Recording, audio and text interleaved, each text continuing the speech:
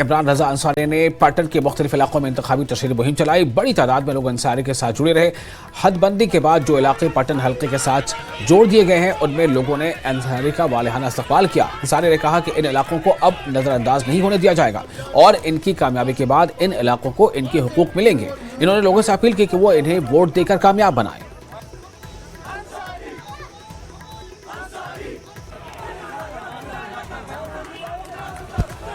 میں اس علاقے کو جانتا ہوں.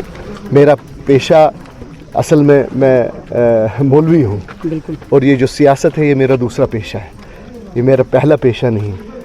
میں اس جگہ سے مانوس پوری طرح سے ہوں. مجھے پتہ ہے یہاں کی مشکلات کیا ہیں اور کیسے ان کو تنگ کیا گیا. چونکہ یہ میری کانسٹیٹیونسی سے باہر ہیں, میں ان کو ایز اے کانسٹیٹیونسی ہیلپ نہیں کر پایا. اب الحمدللہ یہ پٹن کانسٹیٹیونسی کا ایک حصہ ہے. انشاءاللہ یہ علاقے میرے سے جڑ چکے ہیں ان کو بھی ویسا ہی حصہ ملے گا جیسے پٹن اور سنگھ پورہ بلاک کو ملتا ہے. ان کو اب کوئی ٹیل اینڈ گاؤں نہیں مانے گا.